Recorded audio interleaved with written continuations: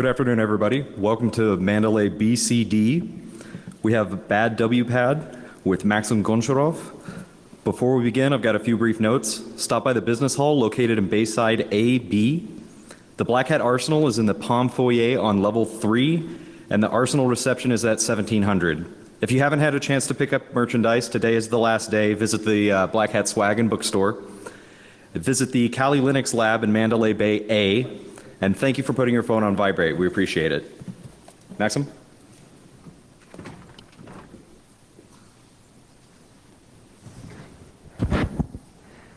Hello, everybody. My name is Maxim Goncharov. I was working for Trend Micro for 15 years. Now I'm changing a bit my direction and moved to the Bay Area from Germany. I'm going to work in a small company called Shape Security. Today's talk about the BadWPAD protocol, which I think some of you know already. And I'm going to disclose you some interesting information, some experiments I've done last year about that. I think it's really good then you have a free lunch.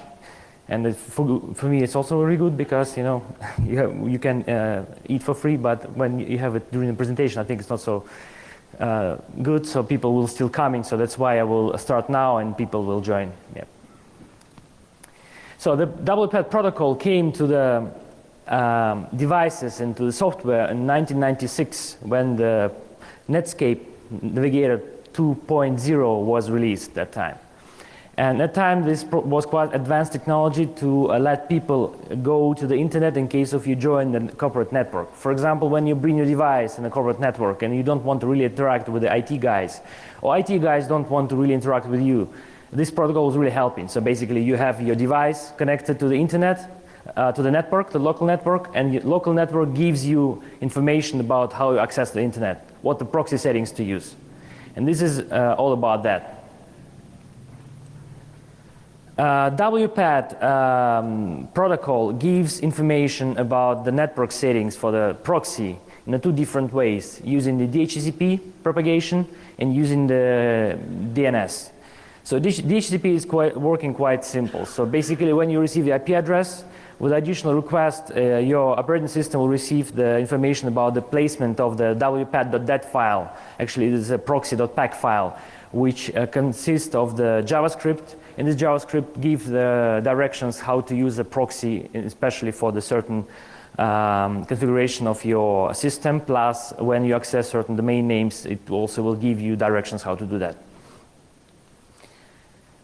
In case of we talk about the DNS, it's working a bit different. So in case of you open your settings, let's say on your Windows machine, or on your iPhone, you can actually select to get the proxy settings automatically from network or not.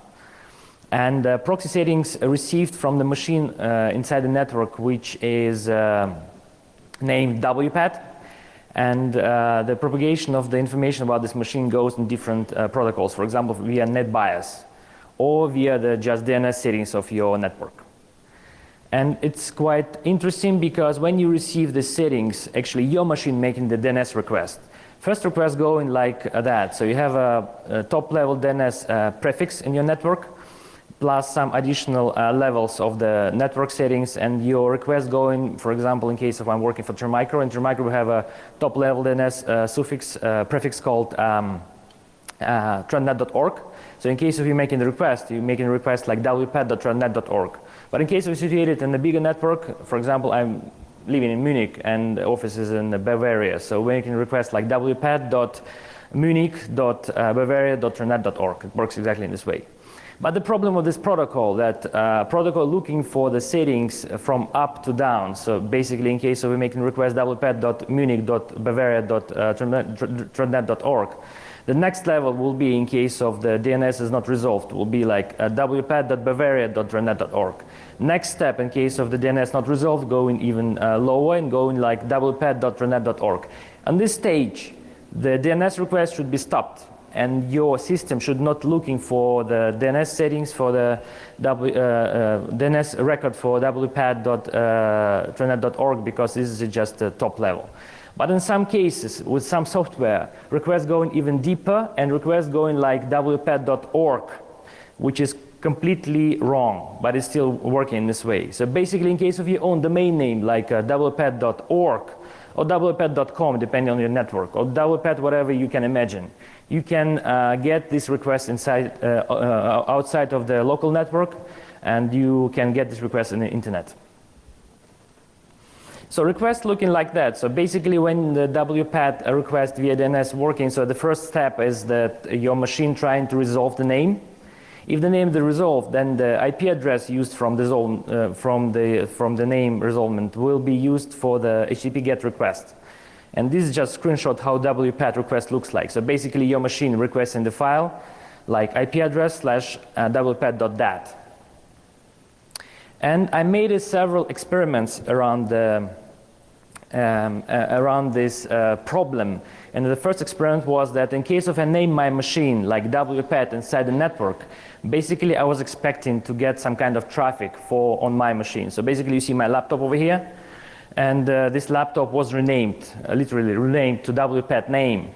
And I take my laptop in different places and see the traffic. This year, in January, I was visiting the conference in Bay Area called Enigma, and I decided just to make a test. So I came to the airport of Munich and switched on my laptop connected to Wi-Fi network, and I've seen the traffic. I was a bit surprised because usually the traffic needs to be really encapsulated from the IP address to IP address, but it's not always. The next step was that I was flying for Trend Micro really often, so I was able to visit the business launch of Trend Micro. I came to the business launch. I connected to Wi-Fi of the business launch, and I've seen the traffic as well. But this traffic was a bit different because people who sit in the business launch, they are really interesting people maybe for the attack, right? So I was surprised, and I was really trying to see how many requests I have on my laptops. On my laptop, actually, I'm running the Apache server with just a simple local rotation, so I can see the activity over there. The next step was that I board the Lufthansa flight Munich to San Francisco direct flight, and they have a Wi-Fi on board. For Wi-Fi, I have to pay. But I didn't want to pay. I just didn't want to. I wanted to try how the exactly thing works on board. And believe me, it was exactly the same. So I connected to the Wi-Fi, even though I haven't paid for the internet, but I still was on the network. And I've seen the traffic right on board on the plane. And in case of I was a bad guy and I was trying to attack people, in this case I can get really sophisticated people who really sit in the business of first class, because usually pay people who fly in business of first, they pay for the internet, or maybe they get it in some coupons for free. Arriving to San Francisco, exactly the same way, exactly the same situation. So I was waiting for my luggage in the San Francisco airport. Sometimes it takes a really long time. So I decided to just try it, just for fun, in case if I can open my laptop, connect to the Wi-Fi, which is free in San Francisco airport for, I think, half an hour, and I've seen the traffic again. And of course, I joined the conference. On the conference, actually, I don't really blame the conference, because they use just hotspots provided by the hotel where the conference was hosted. And of course, I also seen the traffic over there. This is interesting because when we talk about security people and security conferences, people need to be really careful when people connect to the open Wi-Fi from the hotel. This Wi-Fi is not really protected, and I can see the traffic again. So basically, in case I would a bad guy, I can use it. And as a statistics, I just want to provide you, so I can see the traffic also, because I was traveled a lot afterwards. I've seen the traffic on the different conferences. I've seen the traffic when I was visiting the Micro office, which actually was fixed immediately when I informed the company I was working. But I think the problem still exists on different places, and I think it's quite dangerous from this point of view. The second step of the experiment I did, so I decided to go and trying to evaluate about domain names I mentioned before. So I told you before, in case of you leak, in case of you own the right domain name, and this domain name is accessible on the port 80, and this domain name can provide some additional file to the people who are requesting this file, so you can see the traffic. So basically I bought, initially it works in the way like I decided to buy just one domain name for fun, to see in case of it's working. It was like a beginning of last year. I bought domain name for fun because I believe that problem is fixed, and problem was fixed by different big companies, and big companies was telling that they would patch that and everything's okay. So I just decided to buy the domain name and go for test. I bought the domain name like 12 o'clock a.m. Munich time, And I spin up the AWS machine, micro instance, just to receive the traffic. So I put the IP address in the ADNS record of this domain name. The domain name was BadWPAD.to. And after about 25 minutes, I start receiving the traffic. So the first night when the domain was running, I received about 30,000 requests on my domain name. This 30,000 requests was not really unique, so some of them was repeated. But I think I had seen like about 400 or 500 unique IP addresses where I received the traffic. Afterwards, I came to the management of Termicro and suggested them to buy a bit more domain names. They supported me, so I bought like about 15 domain names and start just receiving the traffic for analysis. So I just decided to collect as much traffic as possible to see from what user agents I received the traffic, because I believed at the first step that traffic will be generated only by browsers, which is not really correct. And this is just a screenshot I received, I think it's from a few months ago. And you see that the domain names shown here, I also decided to go not only for usual TLDs, but also for new TLDs. And some of the traffic really interesting because you can see that the unique IP address is quite low number, but the hits are quite high. So actually this screenshot done from the software called AWStats, which is not really developed for such analysis, but just to have it as simple as possible, I decided to use software for that. And as soon as I'm a German citizen, I live in Germany, I decided, okay, first of all, of course, I checked who owns WPAD.de as a domain name.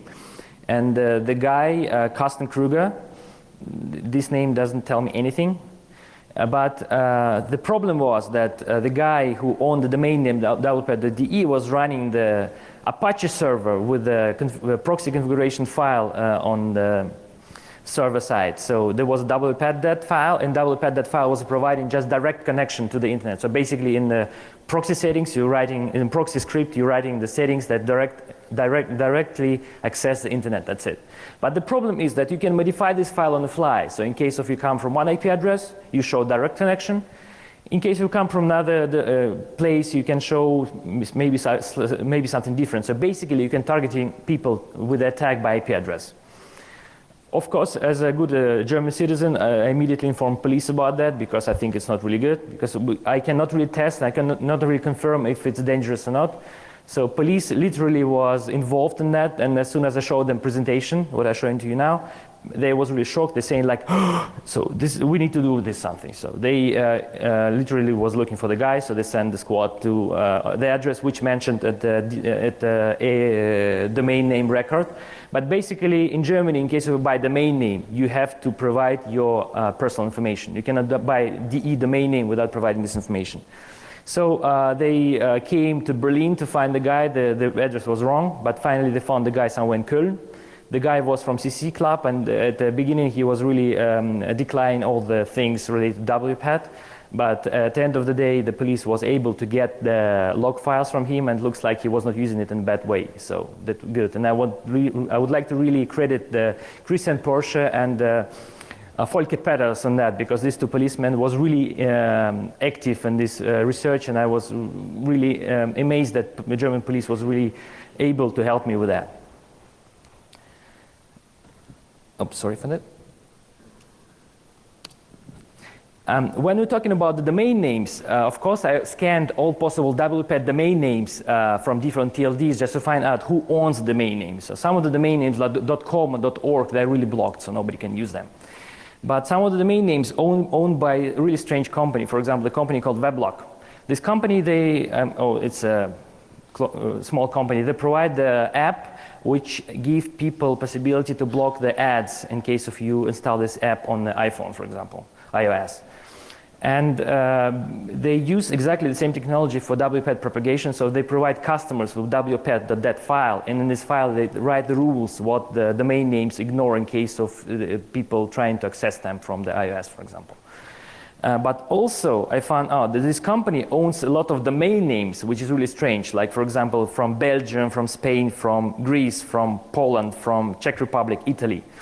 And I was quite surprised because of that. And also the company runs the Actually, they run also the server with the WPAD.dat file with really tricky regular expression things inside. So I'm still working on this file, but I was trying to contact this company, nobody answered me. So in case of somebody represents the company here, please contact me. I think we can talk about that. The problem is that this company also owns some domain names, which are really dangerous. I mean, and it's not possible to get such a domain names nowadays easily. For example, domain name like WPAD.tw. TW, it's a Taiwan.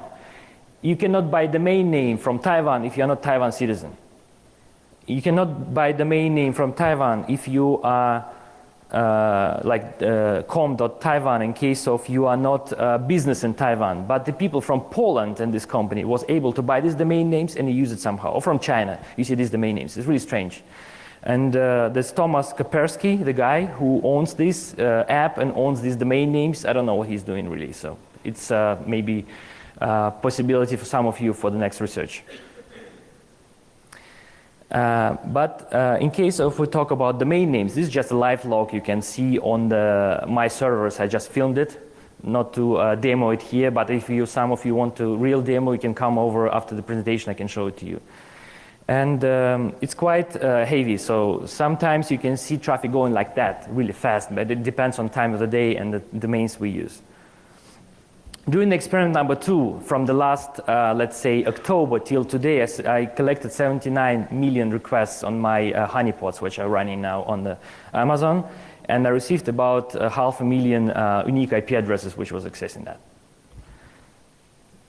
And user agents, it's also a big thing, but I think I will go here a bit faster. So we don't see all the time user agents. So about 40% of user agents are just empty. So I cannot really predict even from what software, from what hardware this request coming from. That can be IoT devices, it can be everything, self-driven cars or whatever. So we cannot tell, and this is a big problem here. So we can see only about 60% of the traffic. We can identify this traffic as traffic from some of the devices, even though this 60% not only from the domain names. As you can see from the previous slide, a lot of software on the software level making such a request as well, so independently of the operating system, which is really dangerous, I think.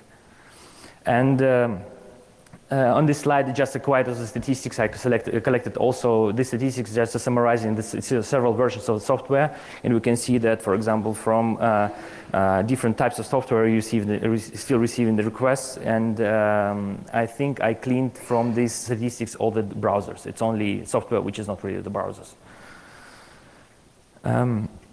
I have another 10 minutes, so I will pass some slides by because I have something to tell you more about that. So you see in my experiment number 2, I registered several new TLDs. And I believe, and I decided to submit my work on the Black Cat just because of the new TLDs, because this problem with BadWPAD is quite known. And I told you that it's it's known since 2007, 2006 already. But new TLDs is coming. Nobody was researching in the scope of that. The problem is that the new TLD is allowing you to register also on the TLD level, the top domain level, the name. And if you know your target, if you know the network where you would like to target, for example, if you know the network of the company and you know what the top level DNS proxy they use, so basically you can predict what domain name you need to register, and then you can attack people. For example, in case I gave you example of trendnet.org, Trend Micro, top level DNS suffix. In our case, in the case of Trend Micro, this domain name is already owned by the company, and wpad.trendnet.org is owned by the company domain name, so it's not a big deal. But in case of company use some kind of name and a top level DNS suffix, then you can really predict that and possibly attack. And I'll show you one example about that. So we know that in Tokyo the games will happen in 2020. And I thought, okay, in case of I know that the games will be in Tokyo, so maybe I can go and try to protect from the point of view of the Japanese company where I was working, Trend Micro, Japanese company, to protect games, to buy in the special domain name just to predict the domain name. So my idea was just to look for the domain name I can buy and protect the games, and then show it how it really works. So I decided, okay, I checked the several domain names. I thought that, okay, Tokyo domain name would be fine. So it's new TLD, which was released a few months ago, I think, or maybe last year, I'm not sure. So I just decided to go and check in case WPAD.Tokyo is not blocked maybe by government of Tokyo, I don't know, whatever. So I just seen it, it's open. I decided I have to buy it just to protect, because in case of somebody else will own it and really can make use of it. So I bought this domain name, and I start receiving traffic immediately. So you can see this traffic here. So and it's even more than all what I had from my other domain names I registered for my experiment. So just one domain name brought me about 60 million requests just for how many months? Like 6 months. Yeah, exactly. Yeah, till July. And most of the requests was coming from just the several IP addresses. So you can take a look here. I had only like about 200, 300 IP addresses unique. So for other domain names in the experiment, it was much higher rate. So I bought this domain name and start just observing what's happening. So of course I checked what's the top requested IP address. And the IP address was like 61, 120, 205, 101. So, and I thought, okay, that's interesting because this just one IP address generates several thousand requests per day, first. And second, this domain name also, this IP address also generate traffic with the different user agents. So for me, it means that it's just an exit point for some kind of big organization. And of course, when I Googled it a little bit more, so I found out this is the government of Tokyo.